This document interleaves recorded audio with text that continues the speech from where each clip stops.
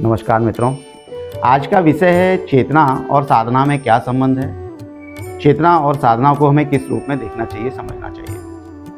मित्रों, कभी आपने सोचा है कि आप केवल एक शरीर हैं या फिर आप कुछ और भी? आप चलते हैं, बोलते हैं, सोचते हैं, पर वास्तविकता में जो सोच रहा है वह कौन है?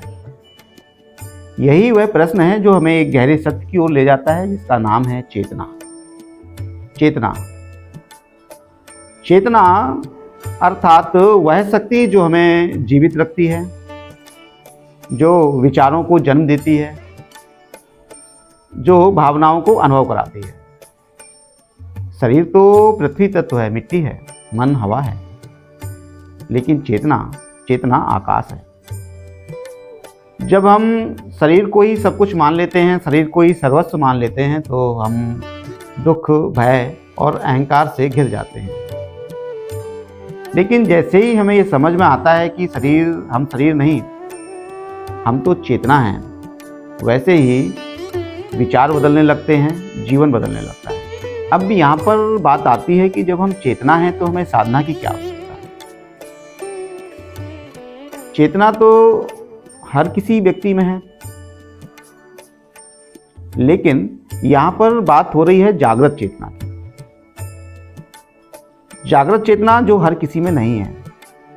साधना उस चेतना को जगाने की ही प्रक्रिया है, उस चेतना को जागृत करने की प्रक्रिया है। जैसे जब आईने पे धूल जम जाती है तो उसमें चेहरा दिखाई नहीं देता, वैसे ही जब मन पर क्रोध की, इच्छाओं की, अहंकार की धूल जम जाती है तो ये चेतना को ढक लेती है। साधना इस धूल को साफ करने की ही एक प्रक्रिया है। साधना मन को, आत्मा को साफ करने की एक प्रक्रिया है। अब यहाँ पर यह कठिन सा लगता है कि गृहस्थ जीवन में साधना को कैसे किया जाए। जीवन में तो इतनी भागदौड़ है, उसके बाद साधना के लिए कहाँ से समय निकाला जाए। तो यहाँ विद्वानों ने अपना मत दिया है कि साधना का अर्थ यह नहीं कि आप कोई जंगल में जाके बस जाएं, जंगल में जाके रुक जाएं। साधना का अर्थ कोई ये नहीं कि आप कोई बहुत कठिन तपस्या का मार्ग चुन लें। साधना का अर्थ यह नहीं कि आप कोई कठिन संकल्प लेके कुछ अनुष्ठान करें। आप 10 मिनट के लिए मौन होकर बैठते हैं तो ये साधना है। आप जिन इष्ट की पूजा करते हैं, जिन इष्ट को मानते हैं, उन इष्ट का 5 मिनट के लिए, 2 मिनट के लिए या जो भी समय है उतनी समय के लिए बैठ के नाम जप करते हैं तो ये साधना है। आप 5 मिनट के लिए शांत होकर बैठते हैं और अपनी सांसों को देखते हैं, अपनी सांसों को महसूस करते हैं, अनुभव करते हैं, अंदर जाते हुए, बाहर आते हुए, तो ये साधना है। यदि आप किसी के भी प्रति अपने मन से द्वेष को छोड़ देते हैं, द्वेष का त्याग कर देते हैं, तो यह साधना है। मित्रों, आप जैसे जैसे अपने भीतर उतरते हैं, अपने भीतर उतरकर अपने भीतर बैठते हैं, अपने भीतर बैठकर स्वयं को समझते हैं, स्वयं को देखते हैं, स्वयं से साक्षात्कार करते हैं, आप सचेत होने लगते हैं। आपको छोटी छोटी बातों पर गुस्सा नहीं आता,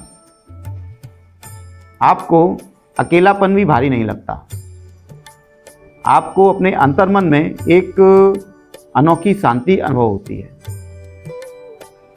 मित्रों, जब चेतना जागृत होती है तब हम ये समझने लगते हैं कि हम शरीर नहीं हैं। और जब हमें ये समझ में आता है कि हम शरीर नहीं हैं, हम चेतना हैं, तो हमारा व्यक्तित्व बदलने लगता है, क्योंकि हमारी दृष्टि बदल जाती है। मित्रों, जीवन कोई बाहर नहीं समझता जब तक कि अंदर प्रकाश न जले। साधना कोई धार्मिक कर्म कांड नहीं, ये आत्मा को स्वच्छ करने की प्रक्रिया है। मित्रों, आप कोई शरीर नहीं, आप कोई परिस्थिति नहीं, आप तो वह जागृत शक्ति हैं जो सब कुछ देख रही है। आज से प्रतिदिन 5 मिनट अपने भीतर बैठिए, क्योंकि जब अंदर की चेतना जागृत होती है तो जीवन कठिन नहीं, सहज हो जाता है। जीवन संघर्ष नहीं, अनुभव बन जाता है।